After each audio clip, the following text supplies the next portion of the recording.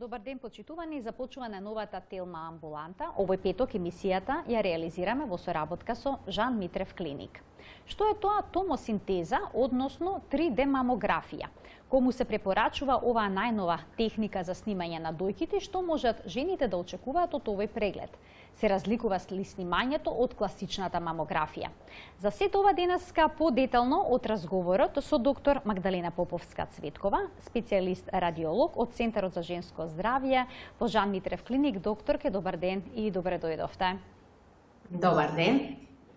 Се надевам дека се е во ред со линијата дека се слушаме. Најпрво ви сакам да се благодарам за поканата и стоиме на располагање за да одговориме на сите прашања поврзани со најновата 3D техника, значи томосинтезата. Ке започнеме, докторке, од тоа што е мамографија. Најнапред на гледачките да им појасниме за каков тип на снимање станува збор. Вака, значи мамографијата е една неинвазивна дијагностичка процедура која работи на принципот на користење на рентгенски икс-зраци. Најпрво би сакала да појаснам дека мамографијата може да биде во дијагностички цели, значи кога веќе пациентката има напипано некоја промена, и може да ја користиме како скрининг мамографија. Така, сега споменавте дека понекогаш се користи како скрининг. Често можеме да слушнеме дека е потребно да се направи скрининг за рана детекција на дојката. Постои ли разлика во мамографијата која што се прави за скрининг на дојка и кога се прави во дијагностички цели, откако жената ќе напипа некаква промена на дојката? Значи, во секоја држава постои национална скрининг програма во која се опфатени сите пациентки над 40-та година. Препораката е секоја, значи, жена која веќе наполнила 40 години да појде и да го направи тој мамографски преглед, без разлика дали чувствува некоја промена или едноставно ми смета дека е здрава, но да ја провериме. Тоа е таа скрининг мамографија, значи кога без никакви палпабилни промени пациентката да ги приметила, доаѓа на скрининг мамографијата и таа се прави секој 2 години. За разлика од неа, дијагностичката мамографија ја правиме кај пациентки кои во домашни услови приметиле или направиле ултразвучен преглед и е видена некоја промена, и во тој случај за додијагностицирање и открадување на типот на промената ја правиме таа така наречена дијагностичка или клиничка мамографија. Кога пациентките ќе се одлучат да прават мамографија, откако малку ќе истражат на интернет, може да добијат информација дека постои аналогна и дигитална мамографија. Која е клучната разлика? Значи вака, во минатото постоеше аналогната мамографија, тоа е постара, значи постар дијагностички модалитет. Сега како што се е дигитализирана техниката оди напред, така и апаратурата за мамографија доаѓа до нејзина дигитализација и таа дигитална мамографија.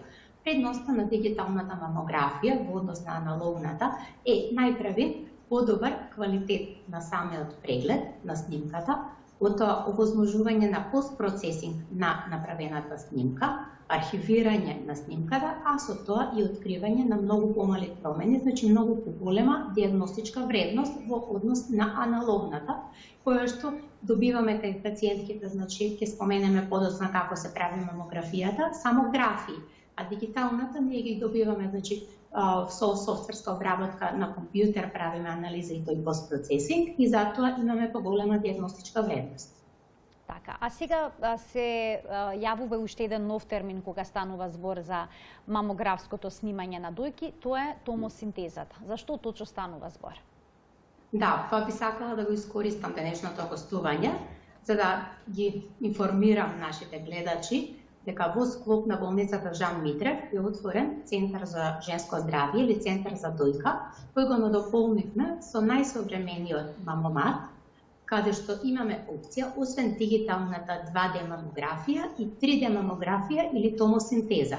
Што е 3D мамографијата или томосинтезата? Тоа е еден посебен дијагностички модалитет, каде што, за разлика од 2D мамографијата, каде што добиваме по една проекција, овде самото снимање, цевката лачно кружи околу дојката за време на снимањето и добиваме повеќе проекции и на крај ние добиваме околу 50 на снимки со дебелина од 1 мм и на тој начин можеме многу попрецизно да направиме евалуација на дојката. И сега би напоменала зошто ни е потребно тоа. Со класичната 2D мамографија може да дојде до преклопување на одредени густини во дојката и да добиеме лажно позитивен или лажно негативен налог. Со оваа 3D мамографија и со овие пресеци на 1 мм ни се овозможува да се намали бројот на тие лажно позитивни наоди, односно попрецизно да се утврди промената во дојката. Така, дали се препорачува всушност томосинтезата кај жени кои што имаат густо жлездено ткиво во дојката? Кому препорачувате всушност да направи еден ваков преглед? Токму така прашањето ви е на место. Значи, 3D томосинтезата не се прави кај секоја пациентка. Значи, ние, кога ќе дојде пациентката, внимателно избираме кај кој пациентки е потребно да се направи 3D, а кај кој е доволно 2D томосинтезата. 3D или томосинтезата се препорачува кај пациентки со густо ткиво. Во принцип, густо ткиво има кај помладите пациентки. Значи, кога ќе се почне со мамографијата од 35-та до 40-та.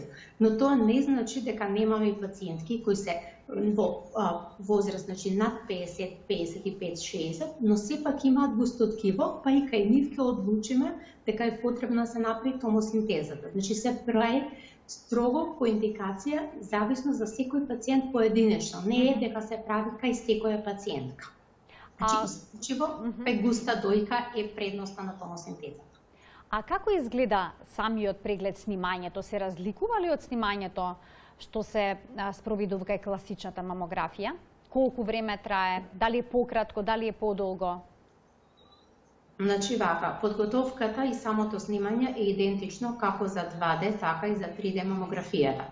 Самата пациентка од страна на радиолошкиот технолог се поставува, тоа е една плоча, каде што се врши компресија на дојката.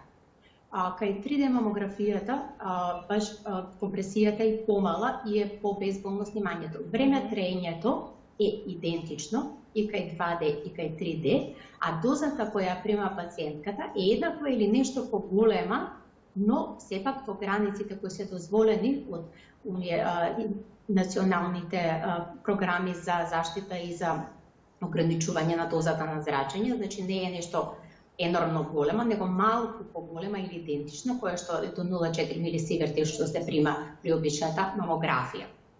Значи, како што кажав, подготовката е идентична, помалку болно е, компресијата е уште помала отколку кај 2D мамографијата.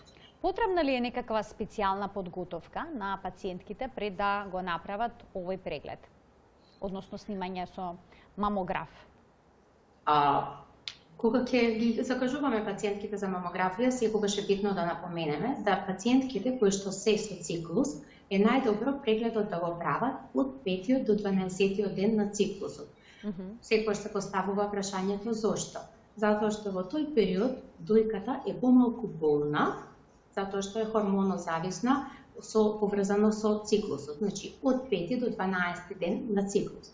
Во однос на подготовката, нормално, за да биде попријатно на пациентката лесна облека и најбитно е пред снимањето да не ставаат антиперспиранти или некои пудри под пазуви, затоа што сите тие прават артефакти и можат да ни дадат на нас некои лажно, значи позитивни наоди за некаква промена, а всушност да станува збор само за артефакт.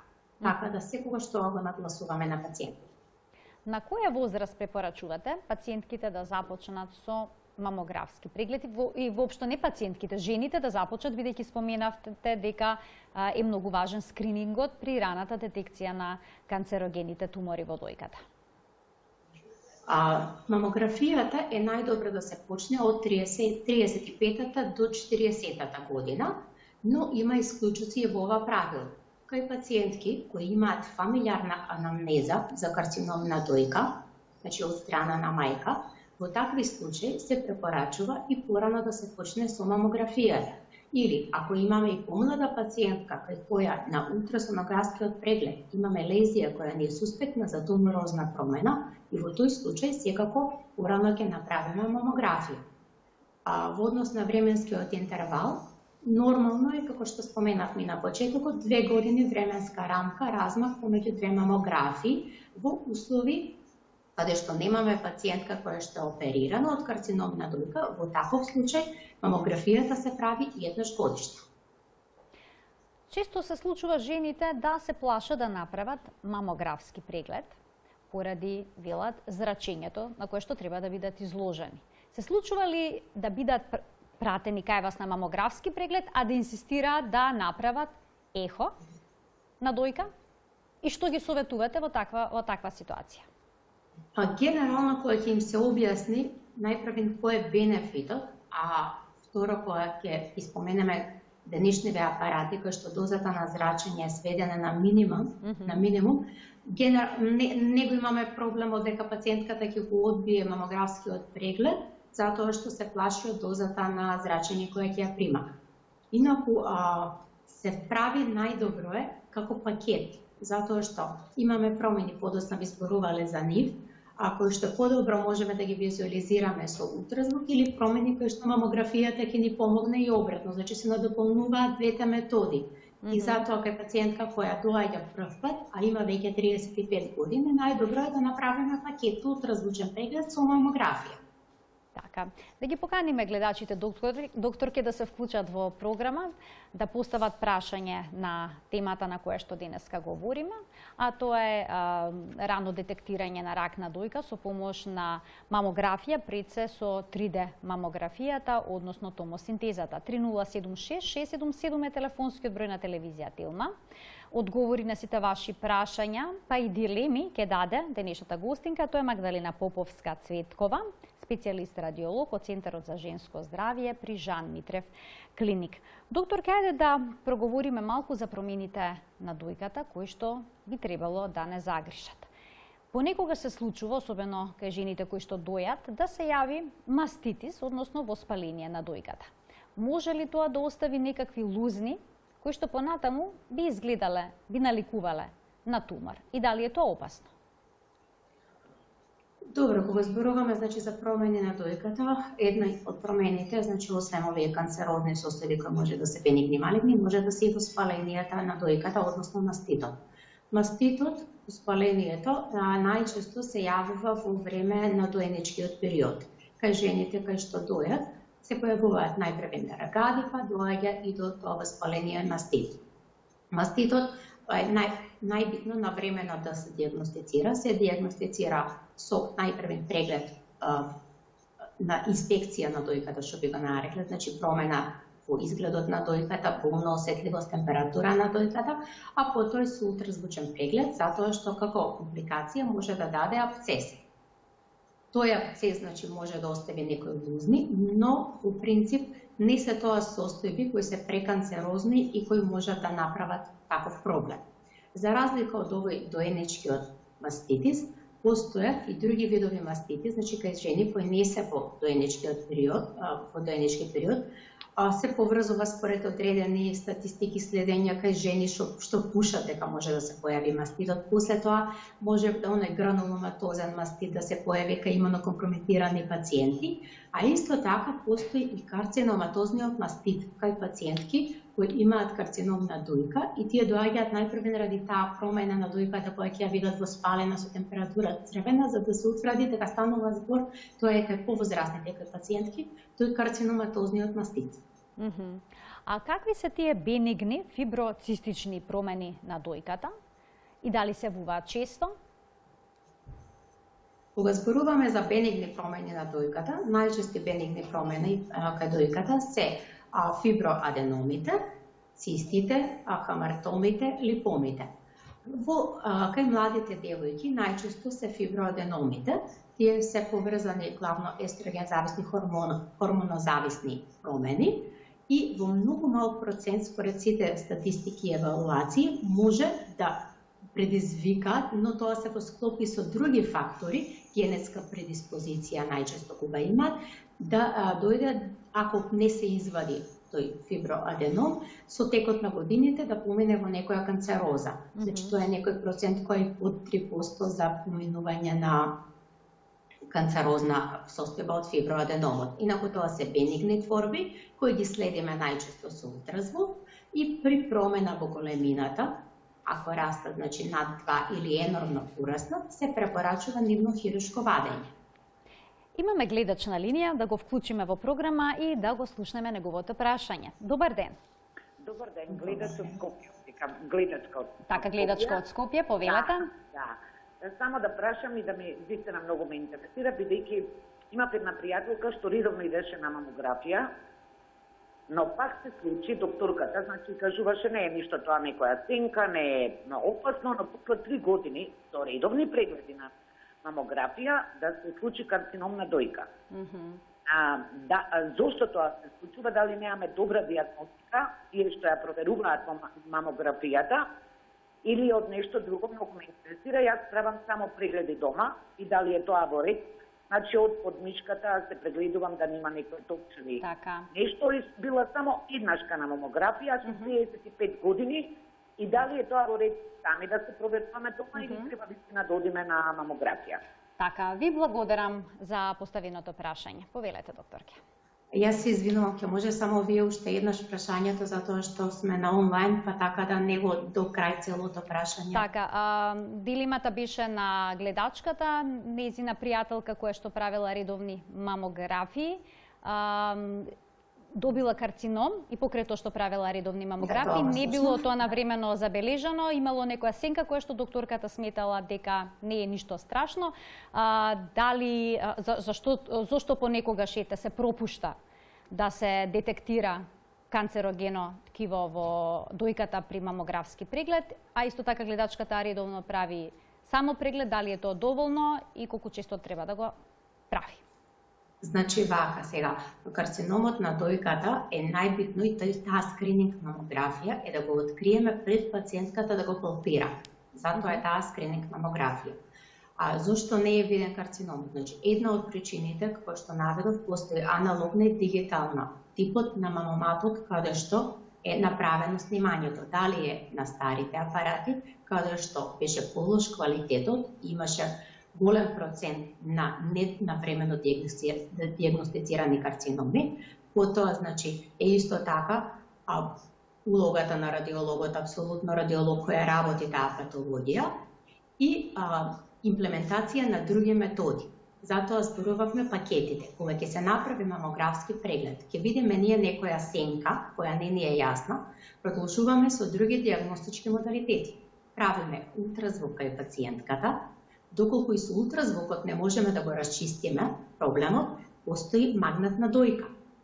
Исто така, постои, како понели веќе, методи на биопсија, дали ќе е тенкоигледна или кор биопсија, за да земеме примерок и патохистолошки да докажеме дали станува спор за бенигна или малигна промена.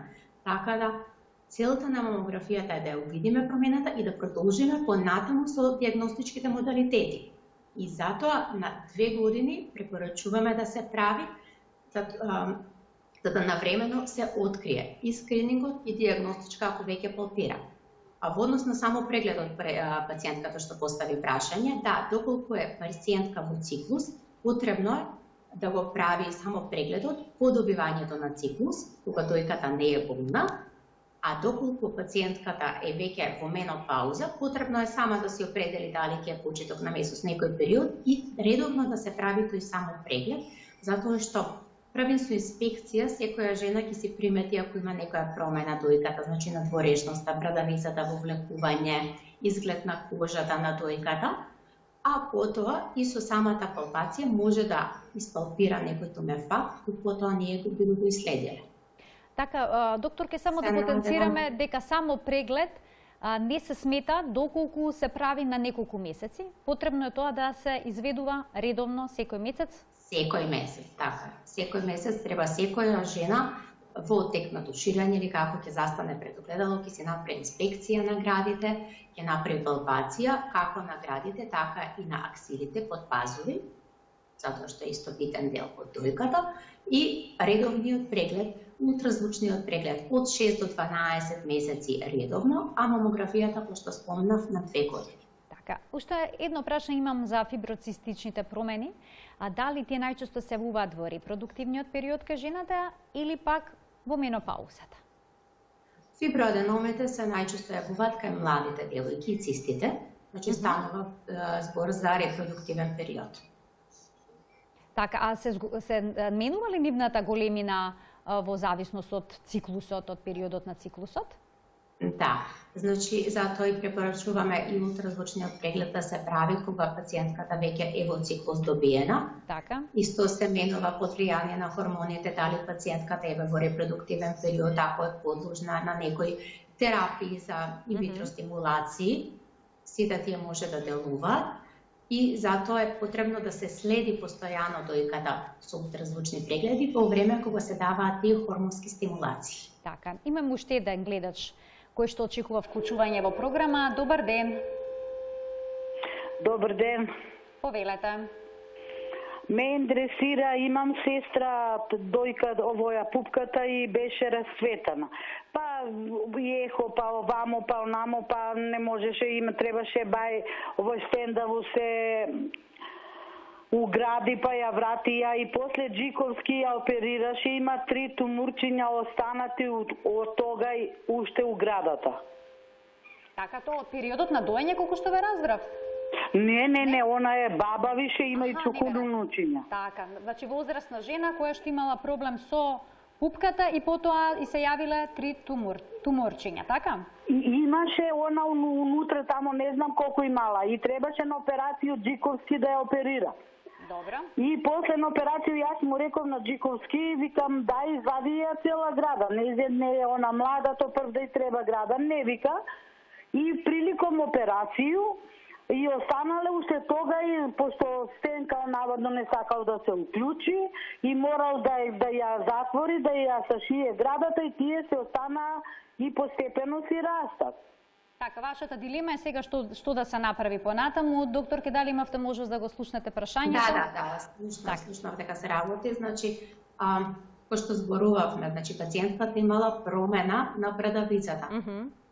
Тоа е тој само преглед кој треба да се направи и кога ќе се види, веднаш да се појави на доктор. А одлуката дали ќе се извади и што ќе се извади, дали цела дојка или парцијално, ја прави хирургот кој ја оперира пациентката.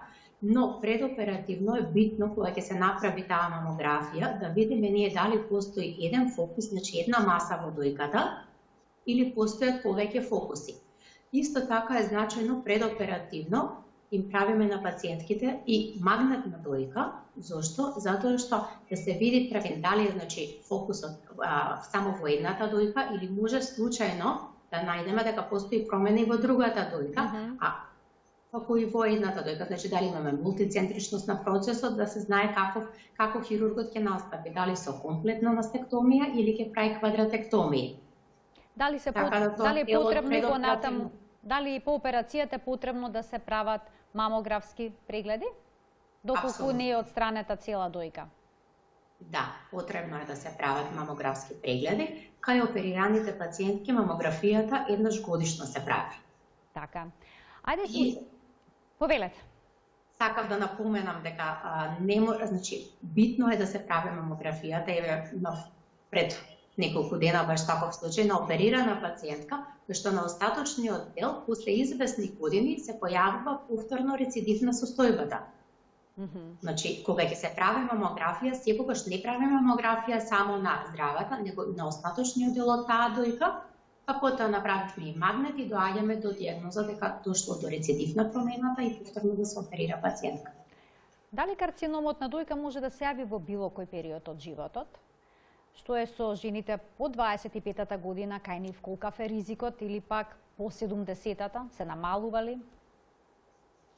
Па, најчесто карциномот на дојката се смета според сите статистики од 55-та до 75-та е 2/3 од карциномите на дојките се јавуваат на таа возраст. Но 1/3 од карциномите на дојките се јавуваат и после 35-та година, но тоа не исклучува дека немаме за жал и некои помлади пациентки кои што се околу 30 години, значи под над, кај кои се појавил карциномот на дојката. По сите направени статистики се смета дека од 8 жени една ќе заболи од карцином на дојка, а од 5 заболени со карцином на дојка, кај 2 ќе се открие во фаза кај што со таа скрининг мамографија, а не она кога веќе пациентката сама ќе испалпира промената. Тоа се некои статистички податоци во однос на појавата на карциномот на дојка. Дали генетската предиспозиција е важна, бидејќи споменавте во семејствата каде што има некој заболен од рак на дојка, е потребно порано да се почнат овие прегледи. Така што, што е со генетската предиспозиција? Потребни ли се генетски некакви испитувања да се прават? Да, значи постои генетска предиспозиција за карциномот на дојката. Постојат два гена кои што се брка1 и брка2 кои што се одговорни за појавата на карциномот на дојката и пациентки кои што во нивната фамилија имаат од страна на мајката позитивна анамнеза, кај тие се почнува, како што кажавме порано, пред 35-та.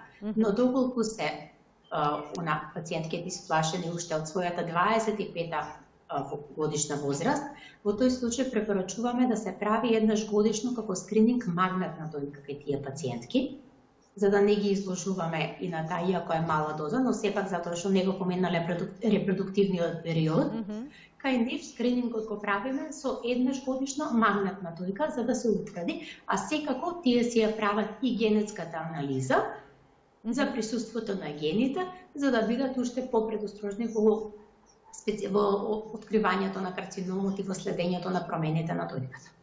Тука ќе погледнеме еден блок реклами, а веднаш потоа продолжуваме со денешниот разговор.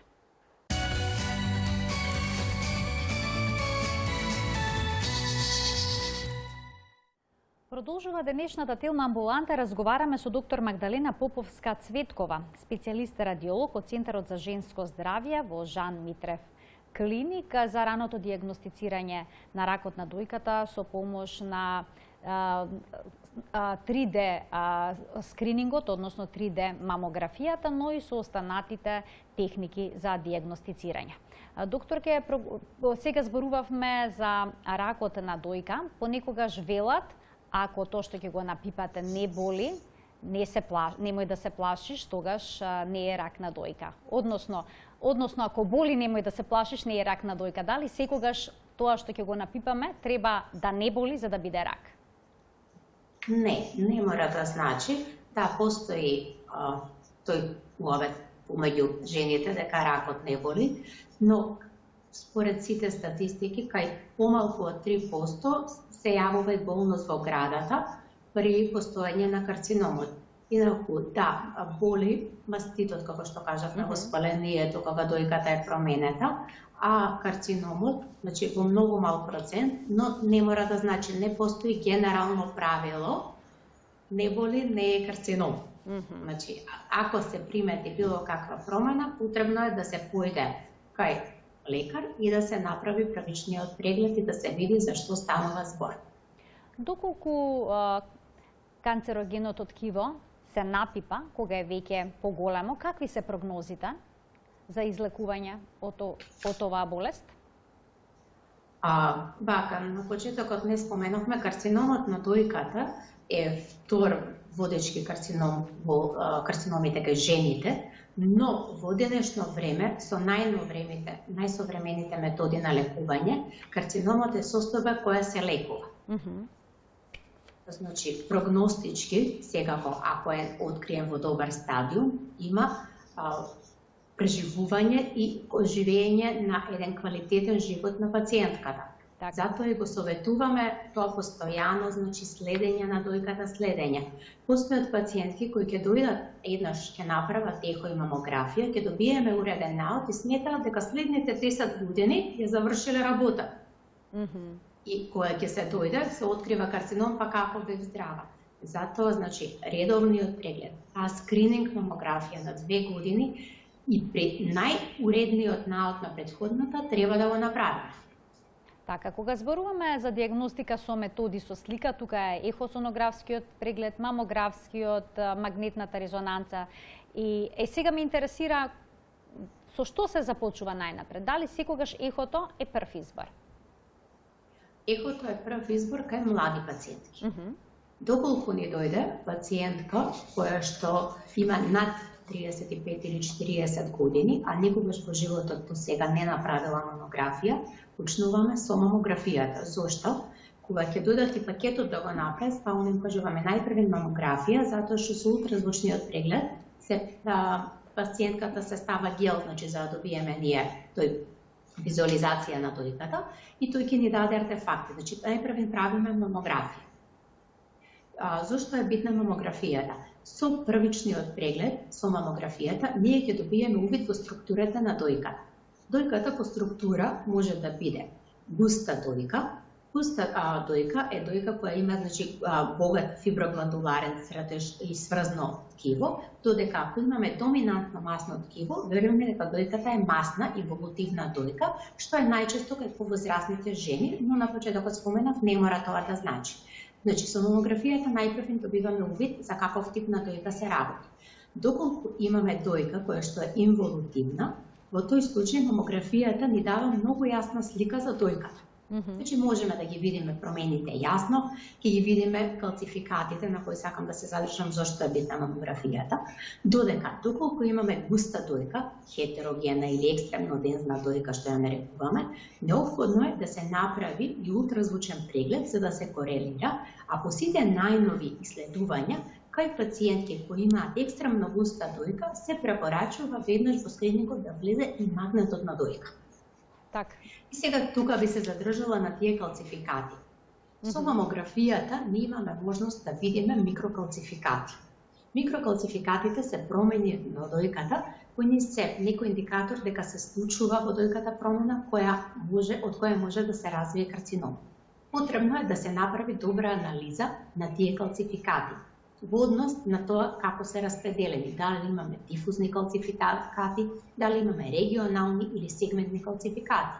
Потоа, дали се тие крупни, дали имаме плеоморфен распоред, затоа што кај карциномите на дојката, кај интрадукталниот карцином, ние може со мамографскиот преглед само да видиме сегментни плеоморфни калцификати. Тоа ќе ни биде индикатор дека нешто се случува на ниво на интрадукталниот сегмент од дојката и ќе го откриеме карциномот ин ситу, значи во одличен стадиум, каде што само со обележување на тие калцификати ќе се извади промената и во таков случај нема ни потреба потоа да се прават оние класични комплетни мастектомии, него ќе се направи квадратектомија кај пациентката и ќе има поквалитетен живот жената. А дали може да се видат промените во дојката кои што се без микрокалцификати, кои што понекогаш нели може бидат инвазивни? Да, значи ние со мамографијата ќе ја видиме промената како некој поголема густина. Ако не постојат калцификати и затоа ја надополнуваме или со ултразвучниот преглед, каде што со ултразвучниот преглед пак можеме убаво да направиме јасна дистинкција дали станува збор за цистична промена или станува збор за солидна маса. И во тој случај ќе имаме комплетна слика во која насока ќе треба да го продолжиме прегледот и дијагностиката на промената. Имаме гледач на линија, да го вклучиме во програма. Добар ден. Добар ден. Повелете. Едно прашање. Ајде, повелете.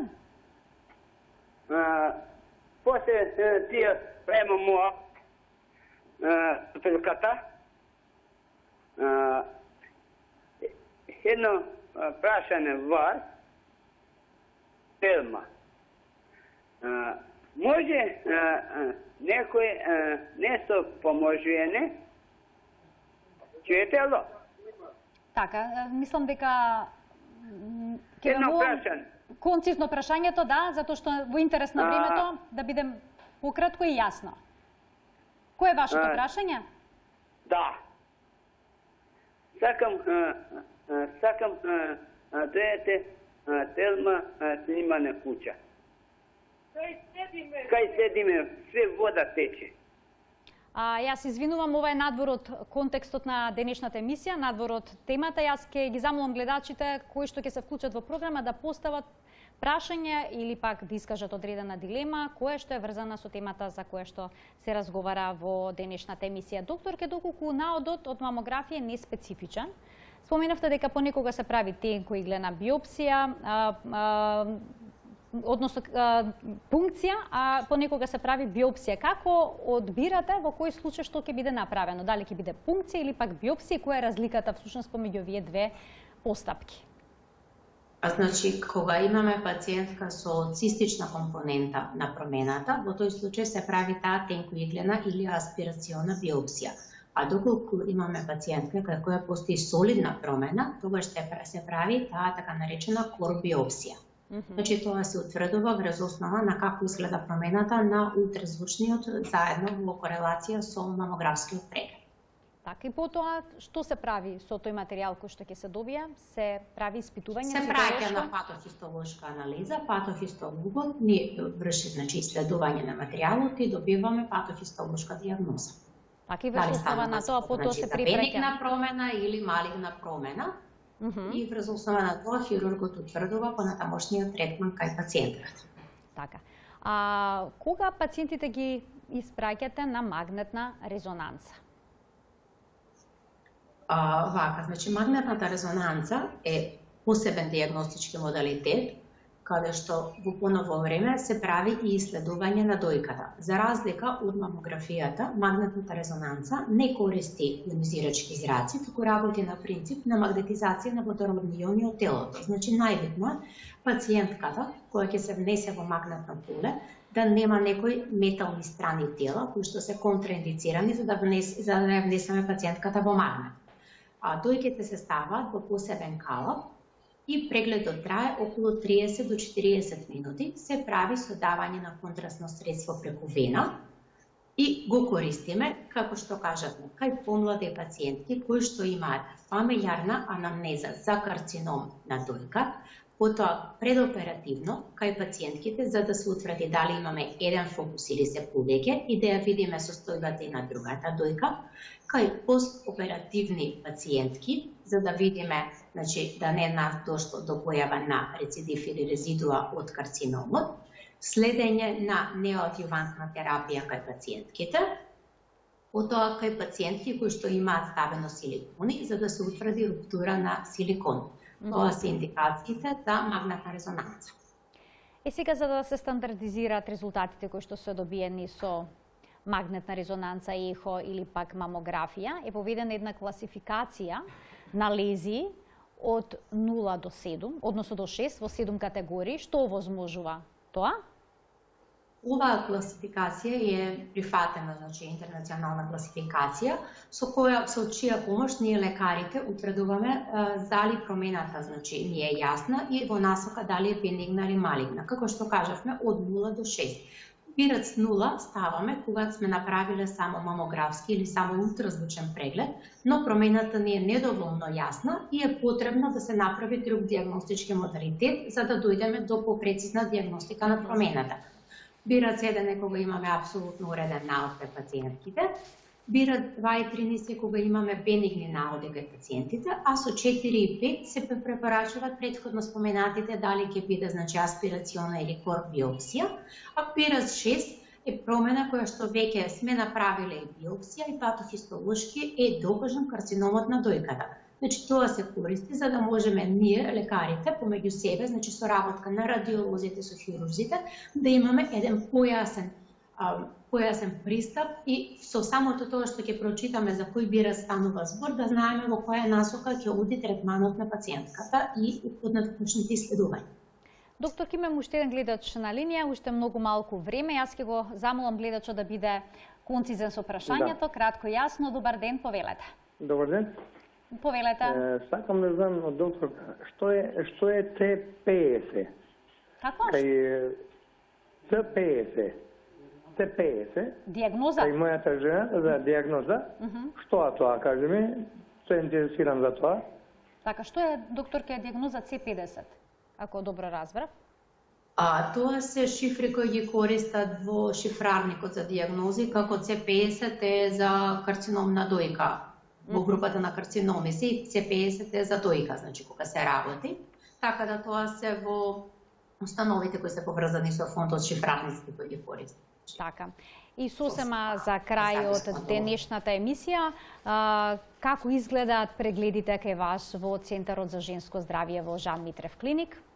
Дали треба Значи, претходно да се 100, закаже, може ли да биде изборно да направат 3D мамографија, аналогна мамографија, како изгледа сетото? Или прво на сетото претходи преглед од докторот, па тој советува што точно да се направи, каков тип на снимка? Значи, во нашиот центар за дојка ние ги имаме трите дијагностички модалитети: ултразвук, мамографот и магнетот на дојка. Пациентката кога ќе закаже, значи може да си закаже преглед за ултразвук, па кога ќе дојде на разговор, пред самиот преглед утврдуваме доколку немала направено и советуваме да се направи и мамографијата или обратно. Значи, пациентката закажува мамографија, па утврдуваме понатаму доколку има потреба од ултразвук или магнет на дојка. Во однос на изборот дали треба 2D или 3D мамографија томосинтеза, рековме дека имаме индивидуален пристап кон секоја пациентка. Значи, ние утврдуваме дали кај пациентката е потребно 2D или 3D според густината на дојката. Што се однесува до апаратот, со ова, значи целината што ја заокруживме за дојка, можам да кажам дека станува збор за најновиот, значи, апарат со ергономичен дизајн, со одлични перформанси, каде што времето на скенирање ни е сведено на 3,7 секунди по дојка, со тоа се намалува, значи, времето на дискомфорт кој го чувствува пациентката, а исто така и полноста на прегледот е сведен на минимум и дозата на зрачење секако. Така, што е многу Така важно. да, значи, апсолутно најбитно, мислам, за пациентките, како што кажавме, дека им е доста битен тој момент. И доколку со ултразвук и мамографија сметаме дека се потребни дополнителни исследувања и предлагаме на пациентката дали треба магнет дојка или треба биопсија, дали ќе се кор или тенкоигледна биопсија. И секако на крај можеме и го нудиме и моментот на хируршки третман на пациентката. Значи, тоа е тоа што го заокружуваме дојката како целина, од дијагностика до третман, комплетно кога ќе влезе една пациентка во болницата, да го добие комплетниот третман за дојка. Така. Ви благодарам за вашето денешно гостување во Телма амбуланта и што на гледачите им ги појаснивте најважните работи поврзани со начинот на дијагностицирање на ракот на дојка. Ви благодараме на вас за вниманието и на гледачите што не следеа. Почитувани, ова беше се во денешната емисија, која што овој петок ја реализиравме во соработка со Жан Митрев Клиник. Гледајте не секој работен ден во редовниот термин на емисијата 13 часот и 45 минути. До гледање.